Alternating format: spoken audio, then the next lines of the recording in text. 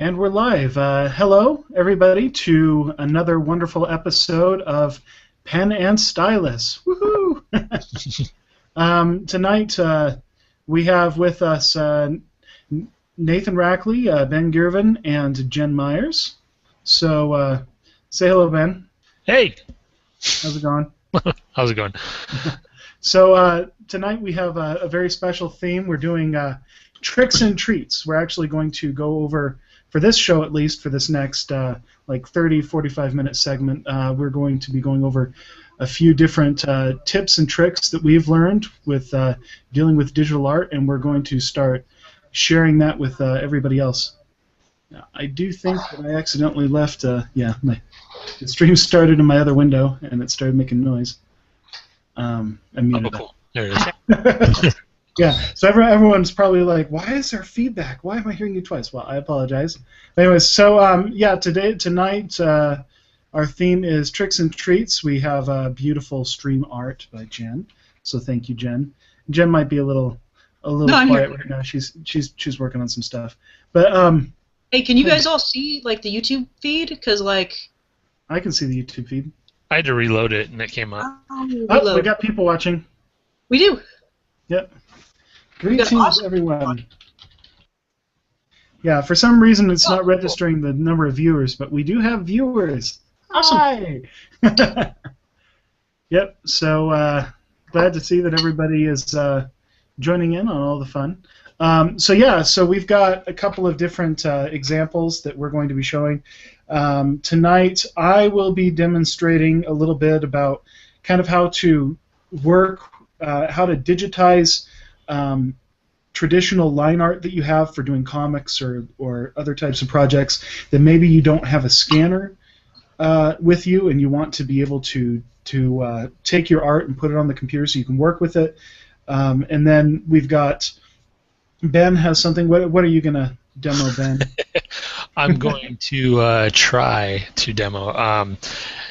You basically wanted to see how I do my color holds. Yep. I've always kind of called it colored inking, but essentially I guess that's more or less the same thing. So I'll give a quick little demo, kind of what I do there. Yeah, and then Jen's going to demo something for us as well. What are you going to be demoing, Jenn? I'm going to be doing a copy and paste, basically showing you how to draw a couple basic figures and then just plaster them everywhere, and then you can either ink over them so that they look like you didn't do that, or you can just own it. Just own that you were cheating. That's all I'm doing. Awesome. Yeah. So we're going to be going over those for this show, for the Pen and Stylus show, and then afterwards, the after show. Because we do two shows. We do the Pen and Stylus kind of this live stream where we do demonstrations, field questions. So those of you who are joining us live, feel free to ask us questions or tweet to us, hashtag Pen and Stylus. We will be keeping our eyes on that, and we will try to answer your questions. So feel free to ask questions. Feel free to comment. We're more than happy to respond to your comments and to give you useful feedback. It's a learning experience for everybody. Also, if you feel like you got something to contribute, feel free to share with us. I mean, everybody likes to learn and grow. At least we hope everybody likes to learn. But yeah, and then after this stream usually goes for around 30 to 45 minutes is what we're aiming for. Sometimes it's gone long. It's gone longer in the past. We're trying to aim for nice short episodes, and then after that we're going to be doing our sketch challenge, and we're going to be doing a sketch challenge with a twist. We built a new random character generator that gives you horror themed character prompts for our random character challenge. So we will be doing that after this. And we're all going to draw the same thing, right? Yes. Yes, we're going to take one theme and we are going to draw it. We're all going to draw the same thing. Some of you guys, and just so you know, we do listen to our feedback from our viewers. Some of the viewers have written in asking that we do a couple of shows where we all pick the same theme, the same random theme, and we all do our own take on that theme, so that they can see kind of how different people approach the same kind of art prompts. So we're going to be doing that. tonight with the horror twist. So, and we will be sharing that link later on tonight to the random generator. I just have it posted to my server right now, but you can access it there, and it'll give you a horror-themed character prompt. So, anyways, without further ado, I guess we'll go ahead and jump right into the demos, if that's all right with you guys. Yeah, let's do it. Yep. All right. So, who wants to go first? 1, 2, 3, not it. You want to go, Nathan, or I can go? I can go. Okay. I'll just be like talking a lot.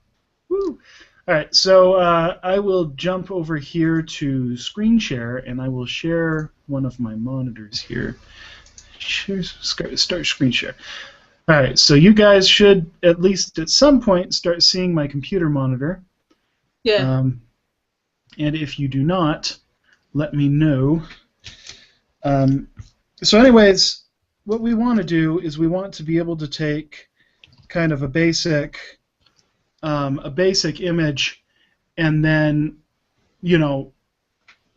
turn it into some usable line art. Now, what I've found a lot of times, I'll just go ahead and switch back to my camera while I introduce this a little bit. So several months ago, and this happens to me all the time, I found myself on vacation. There was a blog about this on my blog a while back. I found myself on vacation, out of town. I'd been in a real hurry to pack, and I forgot like all of my art stuff. And so I got to I was in another city. I had some spare time. I wanted to work on some art. I opened my bag, and it has none of my art supplies. I had everything else but my art supplies. And so I had ended up, that's where I talked about, in my blog, I talk about the kind of like the emergency art kit and the sort of, what's your minimum when you're on a budget, you only have a few dollars, you're going to like your basic thrift store, like your Walmart or some general store like that, and you're trying to put together a basic minimal art kit. What do you do? Well, after I put together that art kit, I was working on some pieces, and I was doing some birthday art for a friend. This friend, his name is Caleb, and he's an illustrator. I was actually out there visiting him. He does cartooning. He's on DeviantArt, so I'll link to his page in the description after the show. But anyways, I was doing stuff for Caleb, doing some gift art, and I wanted to do a color piece. Well, it was his birthday. I was actually in town, the same city he lived in, and it was his birthday, and so I was doing a piece for him, but I was in a hotel. I didn't have access to a scanner. All I had was this little bitty netbook, my mouse for my computer, and I had my cell phone. That was it for like digital stuff, and I wanted to do a colored piece. Couldn't find any stuff for coloring at the store. Figured, well, I've got like this old version of Photoshop Elements-ish installed on this laptop, on this netbook. I'm going to go ahead and start trying to do a color piece. So I figured out there's this process that I know for taking pictures of your artwork and then turning them into digital scans, turning them into usable line art, or at least pretty close to usable line art.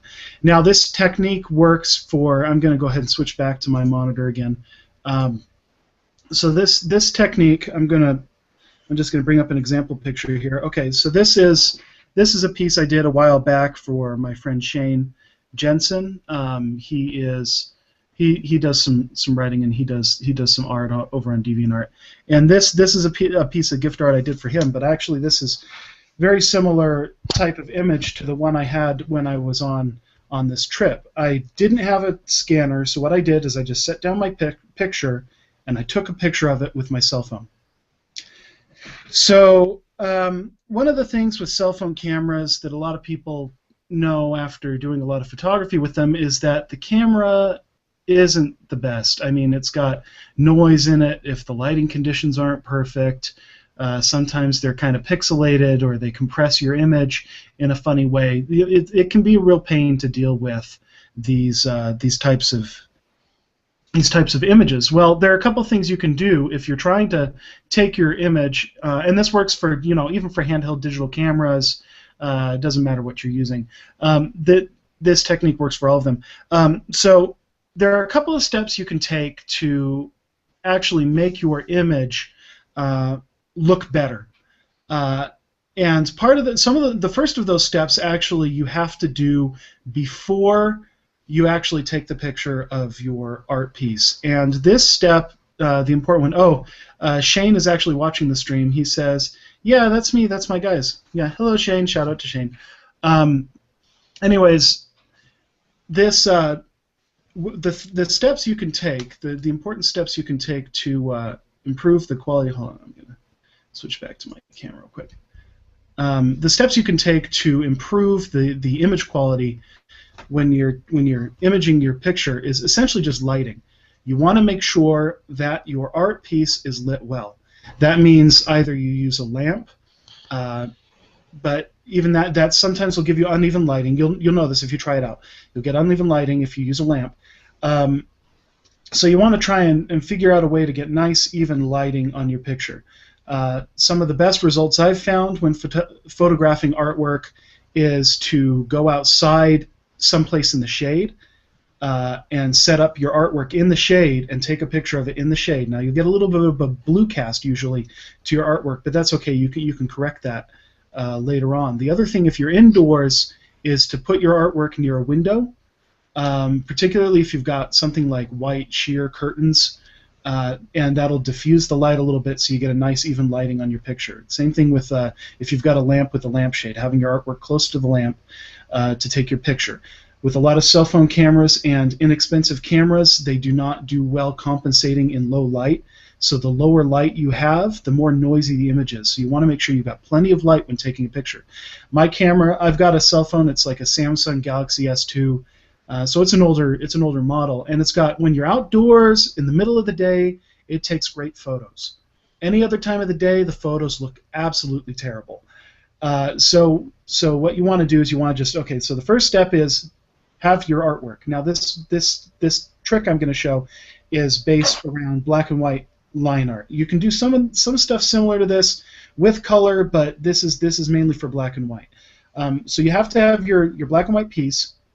You want to put it in a nicely, evenly lighted location, and then you want to take a picture of it. You want to take a picture as close to flat onto the image as you can, because you don't want to have distortion, because then you have to correct that in your computer. It's a lot more work. The more effort you make into taking a good picture in the beginning, the easier it is to clean up the final image in the end. That's very important, because you can spending the extra 5 seconds to move the piece into a nice location to take a picture now will save you hours down the road. And this applies to almost any realm of digitizing artwork. If you spend the time prepping the art for digitizing, later on it's going to be much, much easier to actually work with the artwork. So anyways, switching back to the screen. So this piece that I'm showing right now, the Pierre and Andre, which should show up momentarily, this image actually is a cell phone picture. Now, this is not one that I was trying to light nicely or anything like that. It was just sitting on the kitchen table. I was visiting some friends and I was drawing this piece, and so I just set it down on the table and I snapped a photo of it. I like to take work in progress pictures. So, anyways, if I were to zoom in on this, and I'm just in Photoshop right now, but this technique works no matter what kind of art program you're in, really. So you could be in GIMP, you could be in Photoshop Elements, doesn't matter. They all have the identical tools, they all have the same names, so it should be fine. Now if I zoom in, I don't know if the stream is going to compress a little bit, but this compression and these jagged edges here that you might be able to see a little bit, that actually is compression in the photo itself. So what we want to do is we want to extract the line art, but we don't want to have these nasty jagged edges because we want to be able to color this. So anyways, the first step, once you've got your image, at least for me, now my camera does this little auto focus thing, so there's actually this reddish area in the middle of this image that I want to get rid of. So the easiest way to do that is you just go to your image adjustment properties and you desaturate the image. You can do this, you can also do other stuff, but it's just as easy to desaturate. And so now it's actually a little bit lighter in the middle because that's where the red light was shining on the paper. But that won't matter because we're going to get rid of that. So anyways, this trick, what we're going to do is we're going to try and clean up this image so that we could use it for digital art. So right now what I'm going to do is I'm actually just going to duplicate this layer. So I'm going to name this clean line art. And it's not clean yet, but it will be. So the first step is we want to make the whites white and the blacks black. And we do that, some people go, well, you threshold or something like that. Well, we don't want to do that yet. Some people say, oh, we could do brightness contrast because, you know, we'll up the contrast and we'll change the brightness. And it's like, well, yeah, that might work, but we want to have a bit of a cleaner piece. So what we're going to do here, if I can get my mouse on the screen, is go in and go to levels. Levels are your friend. They're your best friend. I'm serious. I love levels. Oh, yeah. So right here, what you see is you see the histogram. We see we've got a bunch of light. That's all this gray out here. And then we got a little bit of dark. That's the black line art. So what we want to do is we want to make the dark blacker. So we actually slide this bottom bar up, and you see as I slide it, the line art, the dark parts are actually getting darker. We're going to bring that right up to the edge there of this little hump thing. And then on the right, we're going to do the same thing on the right hand side, and we're going to see the whites actually getting wider. Now, I'm actually going to bring this into the hump a little bit, and there's a reason for that. Because we had a lot of grays and other things from the paper texture, because it wasn't lit very well, we want to be able to compensate for that. We want to get rid of that a little bit and let that fall out. So we're going to bring this kind of into the middle of this hump here. And then, let's see, I'm going to adjust my middle thing. This is where the middle gray is. I'm going to adjust that to the left just a little bit to kind of get rid of some of this extra texture. Now, we've got some texture here still. That's okay. We're going to leave that. So I'm going to go ahead and click OK. So now, if I were to zoom in on this image, now you'll see it's still kind of blurry. It's still got some jaggies in it. We've got this really kind of nasty-looking edge here. You know, that's the actual pen edge. This was done, this illustration, I did not have Bristol board at the time I was illustrating it, so this is actually just illustrated on regular drawing paper. And, you know, for those of you who don't do a lot of traditional inking, once you start using illustration board as compared to drawing paper for inking, you really don't want to go back, at least in my opinion, because the board just has much smoother pen lines, and the pens don't bleed as much. So anyways, we've got this piece. We want to clean it up. Now, I'm a fan of duplicating layers before I start doing a lot of fancy effects on them, so I'm just going to copy that. Just so in case I need to go back and fix something, I can. So what we want to do is there are a couple of things we want to do. We want to make the blacks black, we want to make the whites white, and we want to make these edges nice and smooth. We want to make this nice and smooth line art so it looks kind of like it was vector, so that it'd be really easy to clean up. Now, the technique that I'm going to do, I will warn you, some of these finite details, the lines in his shirt, because he's got a tuxedo shirt on, the lines on the ear, maybe on the hats, and over here on the pie tin, those might actually disappear a little bit during this technique. So when you are taking your photo, what you really want to do is you want to take as high a resolution photo as you can. And this technique, you can actually do it a couple of different times on different layers. You can copy the layer a couple times. You can do this technique a couple times for different detail areas. Like you could do it once for each face, you know, and key it for the faces, and then you could do another one for the outlines. And then you just kind of copy, paste, and delete areas that you don't want. So for this right now, what we're going to do, this is the technique that was really cool that I like. So I'm just going to zoom in so we can kind of see the cleanup here. So this technique's really simple, and you can do it in any art program. I know I keep saying that, but it's true. So we're going to go to Adjustments, and then we're going to go to the levels real quick, just to take a look at it. So we see the histogram actually changed when we adjusted it before. Now this is actually fine for now. We're going to leave this. The funkiness comes in when we do this. We're going to actually go to Filter. Now this is something crazy that I learned when I was studying image processing, because I actually write image software. So we go to Filter, we go to Blur, and we're going to go to Gaussian Blur. This is the funkiest thing. Okay. So what we're going to do is we're going to blur, and I'm just going to do I'm going to do a radius of 2 pixels here. It was already automatic in there, but I'm going to do a radius of 2 pixels. And so I go OK. So now you're going to be like, but Nathan, You blurred the image. You blurred the edges. Why on earth would you do that? Well, I have a reason for it. I blurred the edges because now, when we threshold, it's going to give us a smooth line. So now if we go to Image Adjustments Threshold, then we can adjust this threshold. You see you got that histogram, and we adjust this threshold. Look at that nice smooth line that we've got in the image. And you can adjust that threshold to pretty much wherever you want. I'm gonna cancel real quick. I'm actually gonna duplicate this blurred image real quick. I'm gonna duplicate the layer. So we've got another copy. So I'm starting to build up a bunch of layers here, but it'll be okay. So I'm gonna filter. I'm gonna go to Image. Yeah, you can't see me, but I'm shaking my head. Threshold. Well, I flatten. And so the first one I'm going to do is actually going to be for kind of the outlines of the characters. I'm going to do this, to kind of clean up the lines of the outlines of the guys. So I'm going to do that there, and I'm going to go OK. So now I've got these nice clean outlines. If I zoom in here, that's a very nice clean. It's not anti-aliased, so you don't see grays in there, which means you can actually do flood fills and stuff like that on this if you're coloring it. And so that's actually, that looks pretty good. Yeah.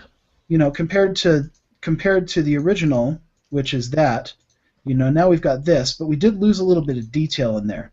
So what I'm going to do now is I'm actually going to take this other blurred one, and I'm going to blur it for the I'm going to threshold it for the details.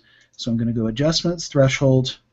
I'm going to try and bring in some of those details, so we can preserve a few of those details. Now what's going to happen, you see some areas are kind of dark. Right now I'm just doing Pierre's shirt, so I'm doing this in here. So I'm just doing it for Pierre's shirt, just to kind of show you guys. Okay, so I go OK, and then what I'm going to do is I'm just kind of lasso that area, and then I'm going to select the inverse. I'm going to delete that, and I'm going to bring this layer, and then if I turn on the other layer and I bring it down, now all of a sudden you notice we've got that detail in there. And you can do the same thing for the hat, for the face, and stuff like that. You just kind of build it up piece by piece, and then you've got nice, clean edges on your line art. And then all you have to do is flatten it down. So I merge down, and so now, I've got that. And then if you compare that to the original photo, I mean, this you could actually color. And so I actually, I do this whenever I'm at a machine. I actually don't mind this, kind of smoother edge on this piece. I think it actually fits with the characters. But I did want to preserve his tuxedo shirt lines, which, if you look in the original, those were actually really light on there with the ink. The ink didn't go down perfectly black, so the fact that we were able to extract a black line out of that, from something that looked like that, is actually kind of cool in my opinion. Yeah, definitely. Yeah, so anyways, so that's kind of the technique. That's the general technique for cleaning up your line art, and this works with your cell phone camera. It'll work with a pocket digital camera. So when people go, oh, I can't get my artwork onto my computer, I don't have a scanner. It's like, well, you don't really need a scanner. It just makes your life a whole lot easier. It makes things faster, but it is not necessary to take your digital drawings or your digital scans, to take your traditional drawings and create digital scans of them. And then, once you've got it into your computer, you can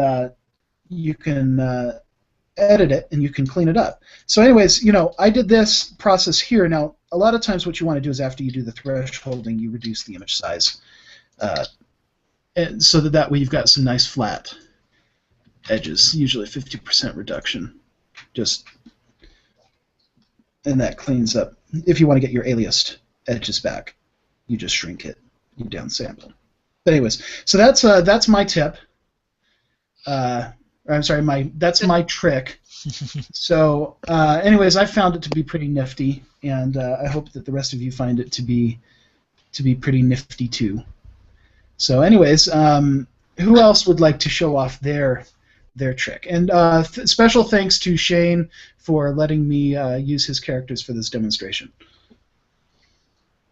So who wants to go next? You want to go, Ben? Yeah, I can. Or Jen, you want to go? Or do you want to go, Jen? I don't know. I was trying to play quiet. Doesn't work like that. Yeah. Either or. Mine I think is pretty quick. What do you think? Go for it. Damn it. Okay. I mean, darn it. Excuse me. Darn it. That's right. All right. You That's thought a you team heard something else, but you didn't. It's okay. Yeah, and a couple comments that we had. Shane, the guy whose character is actually used, he says, get 2 small fluorescent light strips from Home Depot and put them on each side of your paper you want to take a photo of. That's not a bad idea. Yeah, just making sure that you've got even lighting is important. He also said levels and threshold are his favorite things to use, even when he scans for clean line art. That's true. And then you commented, Jen. Sebastian says he will crop a picture to the right size he needs. Yeah, that's perfectly fine. Yeah, and then backup layers. Backup layers are important. I mean, you kind of sometimes it's good to minimize the number of layers you have in the end, but Oh my God, yes. also is. And that's to shrink down your file size and not bog down your computer to molasses slow. But that's why you built a faster computer. You take the hard approach, right? But yeah. Anyways, that's that, and I think that's pretty much it for the comments right now. So yeah, anyways, we will turn the time over to you, Jen. Cool. Okay. So basically, I'm going to be showing you all how I copy and paste, which I really don't think is anything special, but Nathan requested to see this, so yeah, I want to see this. Yeah, I expect to see some of this in your future work, Nathan. So I kind of showed this to McCraney the other day. He commented. McCraney was all like, "Oh, I see some copying and pasting." I'm like, "Yeah, you do." So you can see I didn't want to draw all these little tiny people because that's not fun. So I think originally what I did was, yeah, this is what my pencils look like, right? Classy. Mm-hmm. Yeah. And then I just kind of go in and tighten them up in places. And these are the pencils I drew from. So basically it was these guys over here. I don't know if you can oh, no, I can't mark on this. If you can see, it was these guys over here, and I just took them and moved them around. And then I gave them some different faces and expressions so that when I was moving them around and drawing them, you would get different expressions, such in here, these guys all are different, but it's all pretty much the same body. And occasionally I would just ink it just slightly off.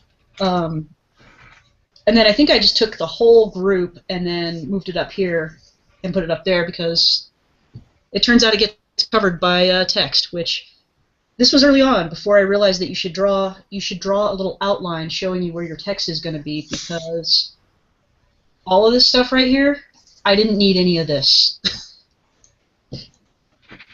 So that is pretty much it. I've got some more examples. I don't know if you guys really care. Oh no, I want to see. Go ahead and show. One of the latest ones I was doing was, I think this was a couple pages ago, I did this kind of people marching into prison scene. And the way this one looked was, I just kind of started out with these 5 sketches here. Real light, I don't know, can you see these? Yeah. There we go, that's cool. And then from there I tightened them a little bit, added the chains, because right here the chains are just loops.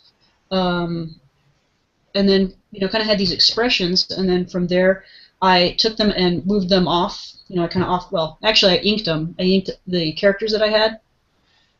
So what I had was this, and then I inked them, and then from there I took that ink, made another layer out of the inked layer, and then turned that to another pencil layer, and then just started scooching it around so that I could go in and draw these other people.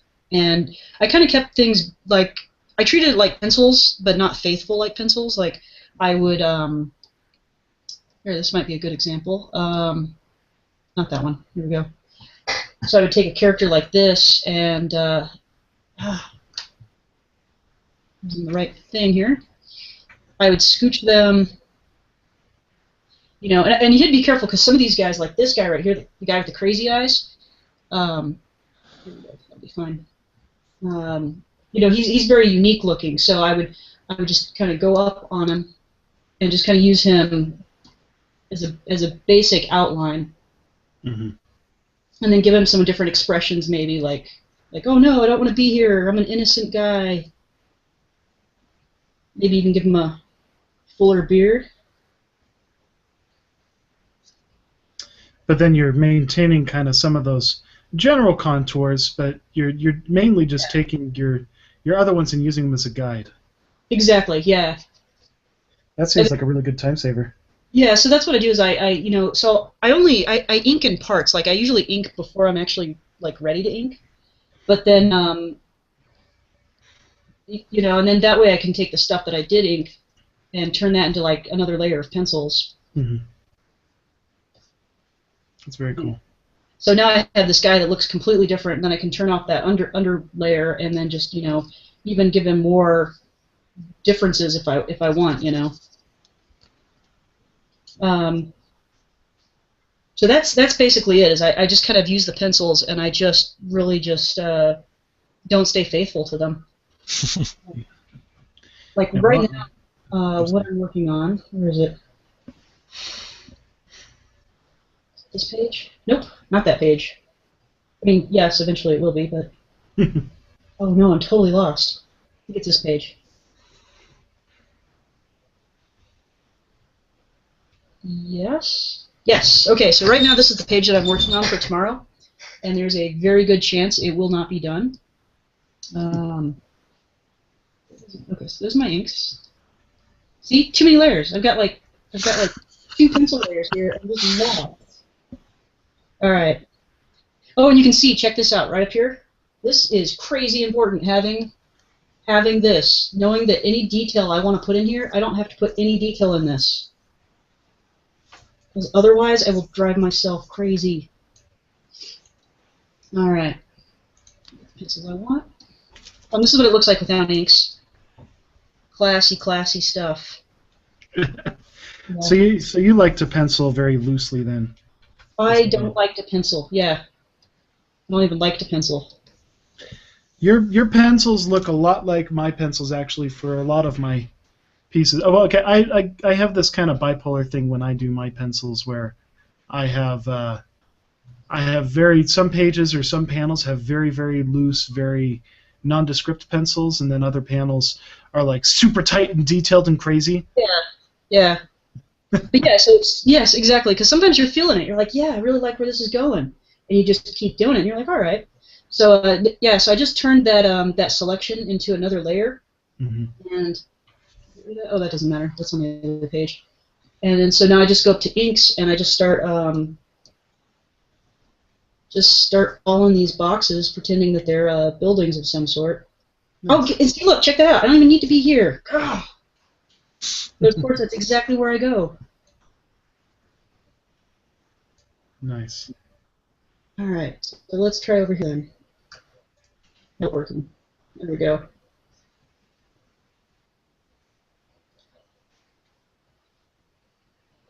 So I'm kind of rushing a little bit. I don't know if I'll actually keep these examples to show, but maybe I will, because you know what? I really want to go play video games. And you guys laugh, but if I get these done, that means I can go play video games tomorrow afternoon. And there you go, a building right there that looks nothing like this building. Nice. You can see my mouse moving around. But yeah, and then so what I plan to do is with, is it this one? I think it's this one. Is, yeah, right here I have this forest, so I'll probably, with my inks. Sorry, is this boring? I can. Not. Okay. This is fascinating to see your process.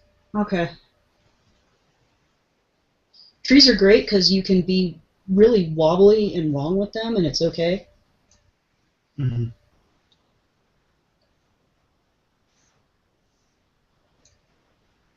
These are all going to be silhouetted, I think, because I want to create kind of this real moody looking forest. Mm-hmm. So that's cool looking. Yeah, sorry, I'm trying to hurry up. I thought I was prepped more than I was, and then I realized, I should actually show you what I'm doing. No worries. So, hello to everybody else who's joined the stream right now. Zach Bradley is here watching. He sat next to me during the 24-hour comic day, I Oh, believe. yeah, the badass guy. I remember him. So So, shut up. so basically, this is all about just disguising what you're doing. See, so here I just copied this tree over, and one of the easiest ways you can disguise something is to there's a button that lets you. Yes, you can change it. There we go. That's the easiest way. Is to flip the image. Okay. But you can even go in. I mean, just go in and just start, taking off some of the extra lines or adding extra lines.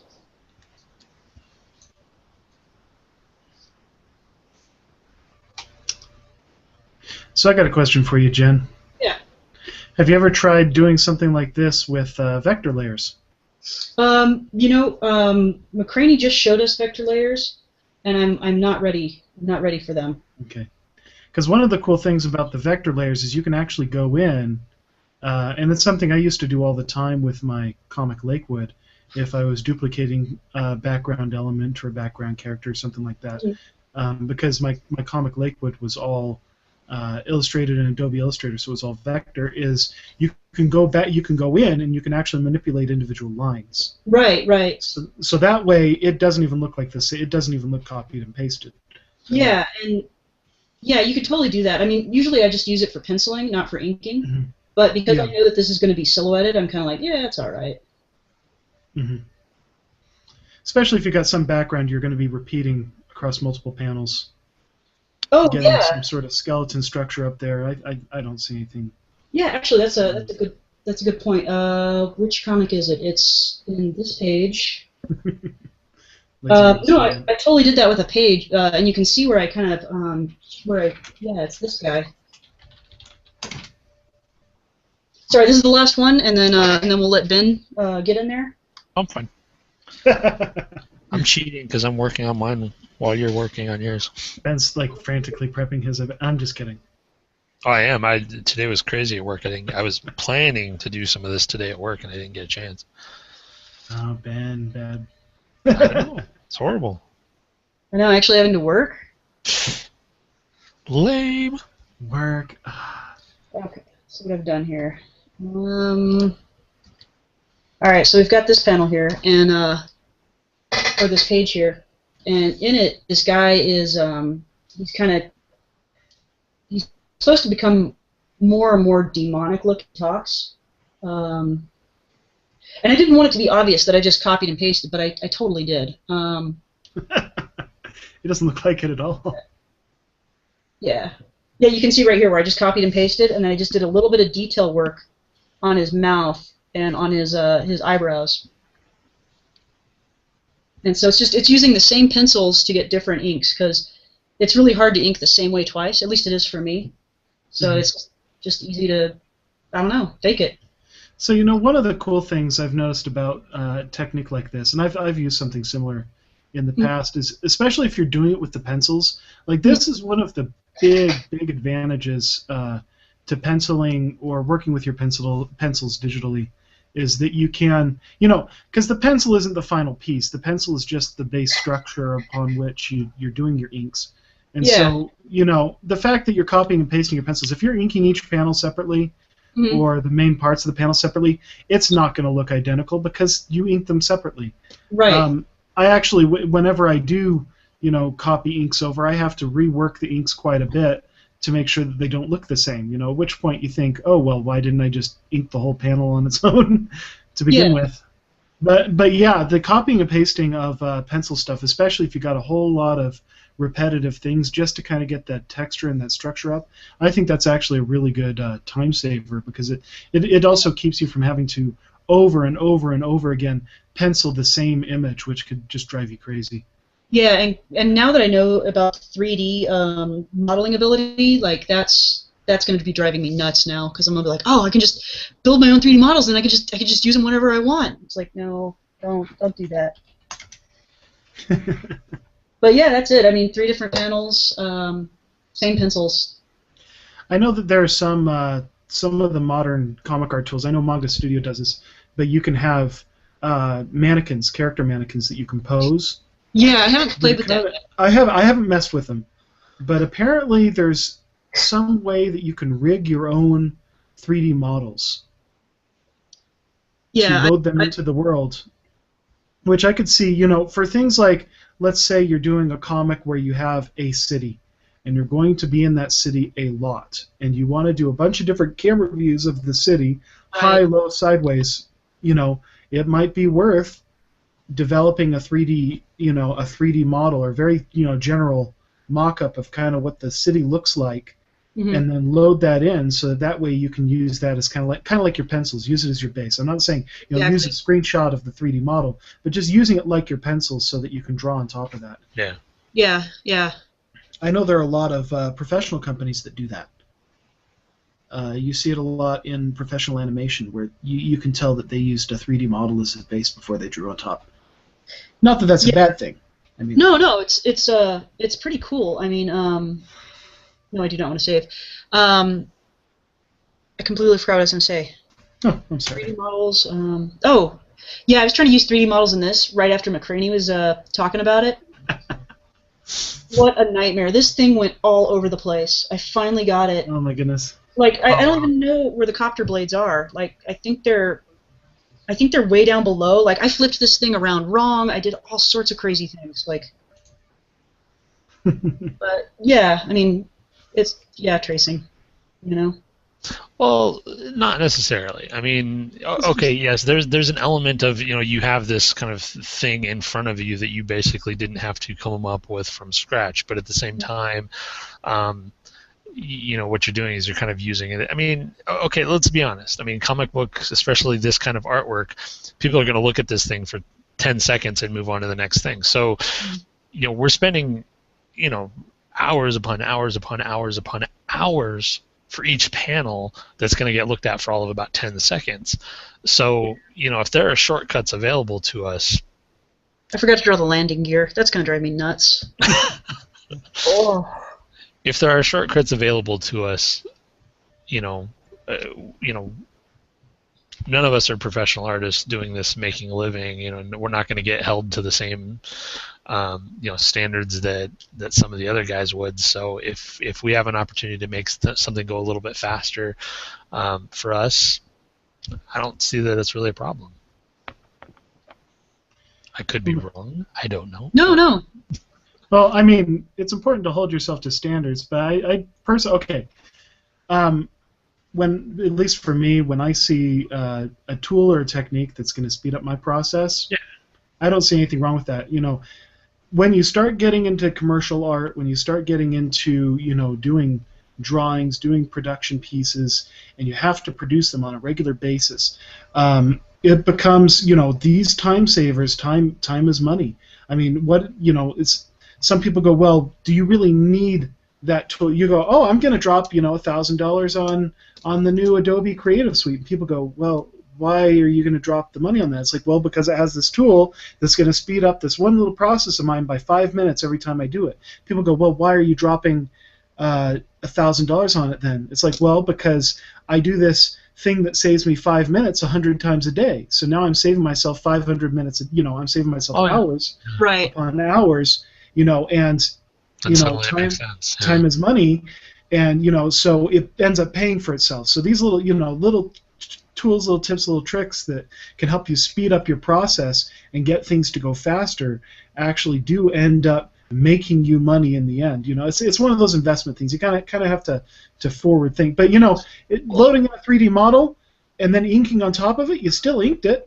Oh yeah, well, I mean, you're absolutely right. The way I've always kind of thought about it is, okay, so when I first started drawing, comic book characters, probably the first couple of times I drew, pick a random X-Men, I probably put my piece of paper over the comic and sketched it out because I didn't know how to draw it. Yeah. So you're basically kind of teaching yourself. I mean, how many Apache helicopters have you drawn, Jen? I mean, it's not something that's in your regular repertoire. It is now. Well, it is, I've drawn a lot of them. but it is because you've done it a few times now. And so again, it's basically just practicing. You're kind of giving yourself a little bit of an opportunity to kind of practice that thing, but you're also doing it within the context of moving forward on the story. You're not taking a month off. I'm going to go draw Apache helicopters for a month so I can come back and draw it and know how to draw it exactly. It's got that kind of time.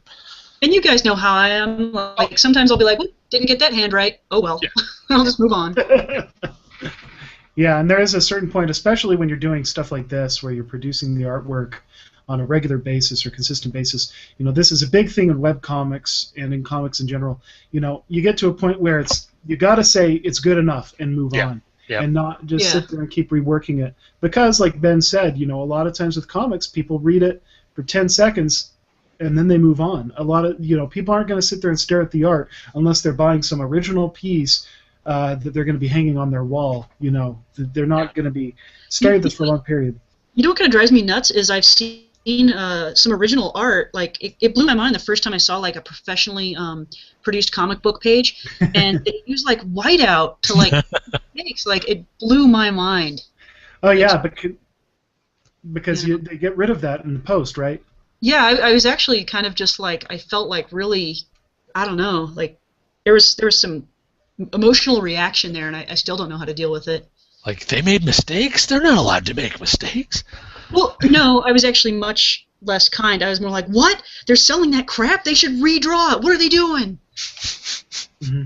I mean, I took a look at some scans of or photographs of the original line art that, did you guys hear about the piece that Bill Watterson, the guy that did Calvin and Hobbes, did with the artist for Pearls Before Swine? Oh, yeah.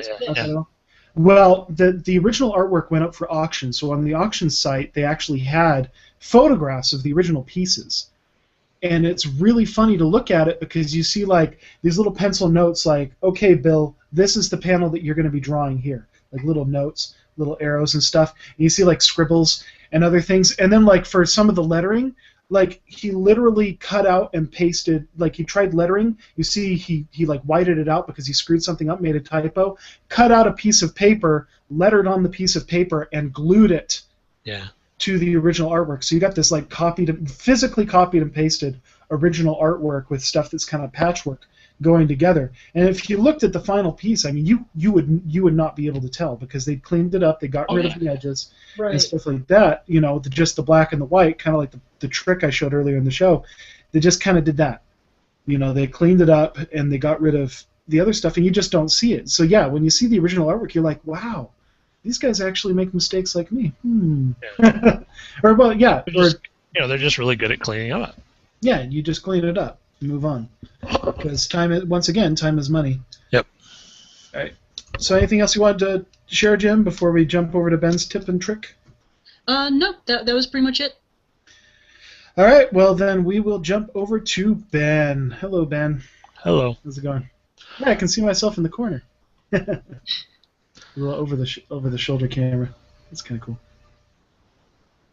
Yeah, I didn't. Yeah, that's the one I didn't set up as the one with this and the over-the-shoulder camera. But oh well. Anyway. That's okay.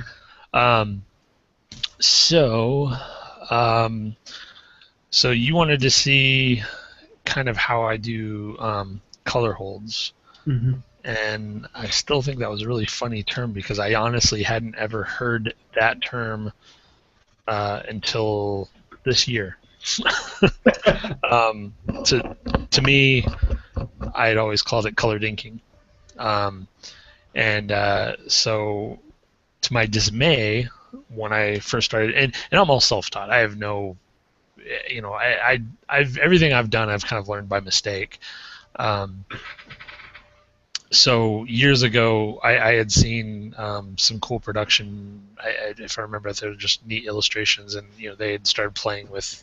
I think it was even comics. They started playing with red inks. Where what would have traditionally been a red or a black line was, oh, that's red, and it really pops. So for years I was Googling colored ink. How do you color ink? How do you ink in color? And when I started moving into digital, I was trying to find tips to do it in Photoshop. After the fact, so once I actually drop everything in, clean up, the black line work, and then how do I make that line work into something that that's colored, or how do you? I just couldn't quite wrap my head around it. And I remember finding this tutorial once from some guy, and I wish I could tell you who it was. I don't know. One of the many people I was trying to find stuff from. And he did a little tutorial on how to color ink, and so I've kind of used that process since. And there probably is better, faster ways to do it. This is just the way I know how. So I'm going to kind of go step backwards here a little bit, and I did one little test sample piece, what I was working on while everybody else was talking. So this is my original image. It's a I don't know if we'll use the official term, so we'll just say a clown princess. Just a sketch I had done a while back for funsies. So I just actually threw it in real quick and threw some flat line work, or I'm sorry, flat colors behind it, just so I could start coloring it. And so that is usually, I just do, I don't know if you can see this, hopefully it makes sense on here. So it's basically just me leaving that, the black line work on one layer, and then picking a layer below it, and then just coloring in everything, just so I get the colors filled in. Once I've done that, I almost always make a duplicate of my inks on top of the original inks, so that I can play with basically play with that without affecting the original black line work. And in this instance, I actually made another duplicate layer, and that's the one I actually started doing the coloring on, because I like to have something I can kind of like copy and paste from if I have to. So on this one, and again, I apologize, you'll notice some pixelation in here that shouldn't be. Like I said, I haven't been doing a whole lot of work lately, and I haven't been in Photoshop much lately, and I didn't realize that I had anti-alias selected, so everything I was selecting was anti-aliased, and it's causing some garbage that shouldn't be there, but we'll kind of move on regardless. So anyway, so what I did is basically just go in and select, select all the little pieces here that would be, hair, or at least the shade of hair that I wanted it to be. And once it's all selected, and I have this one over here selected, so I can turn it on so you can see it. So I'll just select all the little.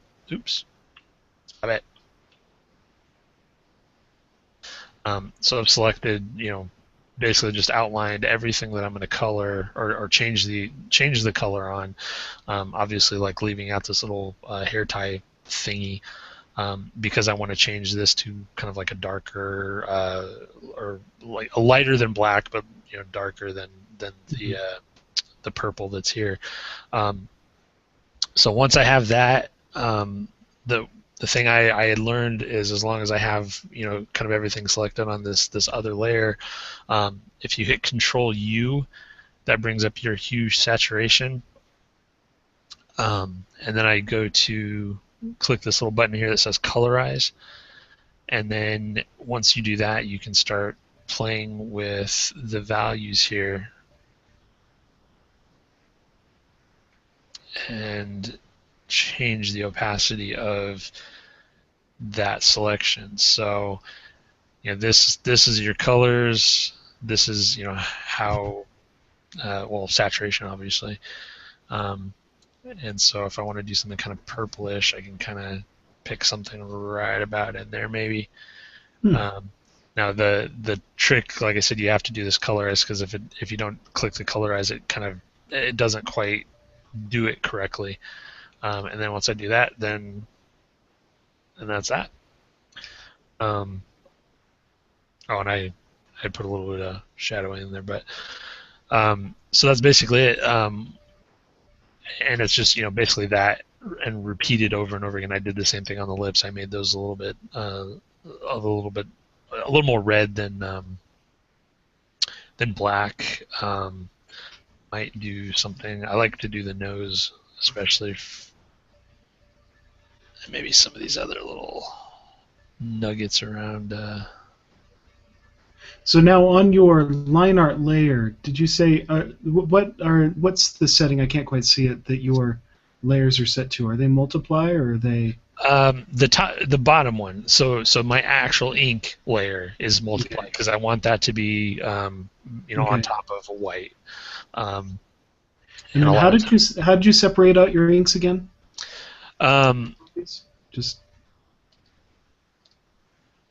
So okay, so yeah, so this is the actual line art. This is the scanned, and this, admittedly, this one is a traditional inked. I don't do this very often, but this one I had actually done at work one day at lunch. So this is an actual hand-drawn, hand-inked image I scanned at work. I didn't take a picture of actually scanned, but and then I just basically took it in and then just adjusted the levels to kind of clean that up. And honestly, until recently, again, probably the last year or two, I would never use multiply layers. I would actually, go in by hand and clean up every little white or every little black speck. Oh, wow. With eraser, it would take me, an hour or two to clean up. Sometimes more than that to clean up my images. That I can do now with a click of the mouse, which is a little annoying, but how we learn. So basically that's this layer right here, this layer 1. This is my actual, that's just the scanned image. And then I always kind of try and throw a white background as my background color, just so I have kind of something to play against.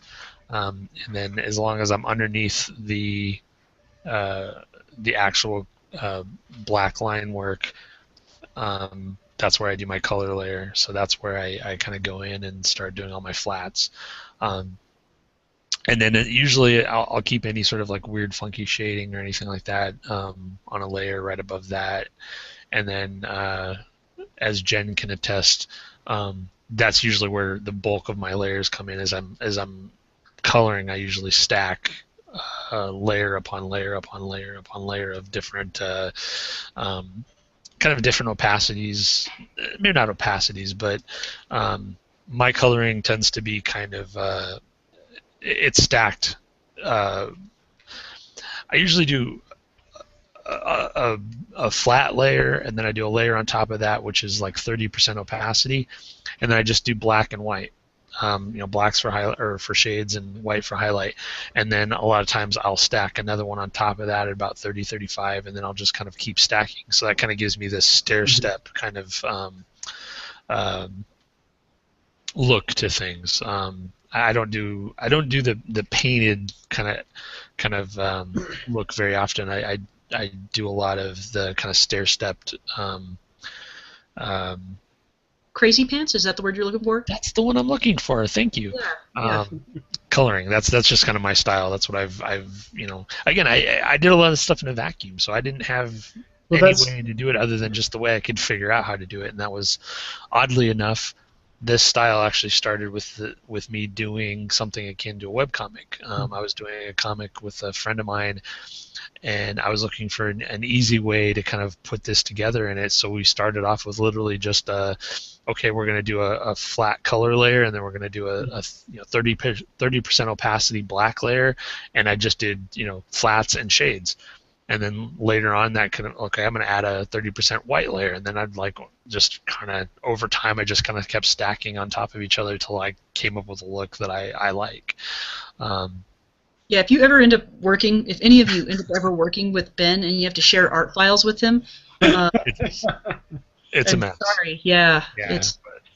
But it's kind of organized, but it's not organized in a way that real people could understand. It's organized in a way that makes sense to me, but Ben, I've seen you not be able to find layers. Oh yeah, no, I lose them too. I mean, I lose them all over the place, but I know where they're. I know the system in my head, so I know they're there. It's just gonna have to dig for them sometimes, and it's usually why I do, once I finish a layer, I save it and I kind of move on and don't ever go back to it ever again because of that reason. but yeah, that's pretty much it. So I guess I'll finish doing this real quick, but so a lot of times I'll select, some of the inside, skin parts, so any time I'd use like a black, for a nose or something like that, I'll kind of go in and do that same thing and kind of lighten that down. Maybe trying to get a little bit more of a light, maybe not a light brown, but a brown, something different than black. So it just kind of gives a little bit softer look to things. Yeah, I mean, it looks beautiful. I mean, the end process is just incredible. It's funny because I will spend hours upon hours doing this sometimes, and I kid you not, there's a lot of times where I'll get done with what I kind of consider as the finished now colored line work, and then I'll go back and decide I don't like it, and I'll just turn it off, and I'm like, yeah, I like the black better. I'm all over the fence. I mean, sometimes I think it works well. Sometimes I think, oddly enough, it doesn't add anything. Sometimes I think, the black just is stronger, and so I'll end up ditching all the work I did to color it. It just, it depends. I mean, a lot of it just depends on the image and how I'm feeling. Like, there's times I'll like, yeah, this is okay, and then I'll be like, yeah, but that really pops better, I mean, and it's always, yeah. Oh, go ahead. I was just going to say that I have found when doing color holds or colored line art, some people call it colored line art, other people call it colored lines. There's a bunch of names for it. But I found when I do color holds, at least, that usually the times that I decide to do them is when I want to soften an image, because my line, I mean, for those of you that have seen my line work, my line art tends to be very bold, very heavy, and my fine details also tend to be either super fine or like very, very heavy. And so I do sometimes, if I find that the image is too contrasty, for lack of a better term, I will go in and I will do color holds on it. I do think your technique was interesting. I've never seen just using straight up colorize before, which actually is pretty fascinating. I've usually the way I do it, or the way I learned it, was to isolate the line art, the black and white, as its own layer, make the white transparent, and then lock the transparent and go in and actually physically paint out the lines. And I actually do think that some of yours is actually probably a little bit faster, especially for large areas of similar colored lines. Yeah, I think it can be. I mean, it just depends. Yeah. I mean, that was the trick, honestly. I mean, in a vacuum, and I couldn't find anybody else that was doing this or anybody else that was saying anything about how to do this. Yeah. That was literally the only time I found anybody that said, hey, I do this, and this is how. And I'm like, oh, this is amazing. And so I jumped right on it, and I was like, okay, I'm going to use this for everything. And it became a tool in my toolbox. It's not one I use as often as I thought I would. Because again, it's always that argument. I'm always doing the work and then coming back and looking at it and saying, it's literally that. I turn it on and off. Yeah, I don't know. It's sometimes it's good, sometimes it's bad. Sometimes I like it. Sometimes it's sometimes I think it does exactly that. It softens up the image, which is kind of cool. And sometimes I don't think the image needs to be softened. So it's always that kind of back and forth. And eventually I end up just making a decision, and usually we'll okay, a lot of times I'll ask my wife, and she'll give me a yay or nay, and then I'll do the opposite. She thinks is really annoying, and it's not. To me, it's always just like I'm looking for some sort of outside opinion so I can base my own reaction on it. It's not that I'm intentionally saying, no, I'm doing exactly the opposite of what you're saying. I'm just looking for her feedback to kind of validate my own, I guess. Well, sometimes you have to really give it a serious thought, and you don't until you hear somebody say it. Yeah. And once you hear somebody say it, then you really consider it, and then you're like, nope, that's a bad idea. Exactly. So, but yeah, I guess that's it. So, all right. Alrighty. Well, thank you, Ben, for sharing that, and thank you, Jen, as well. Yeah. So, anyways, I think that we're about ready to wrap up, at least for this portion of the show. So this would be the tricks. Yeah. And now come the treats.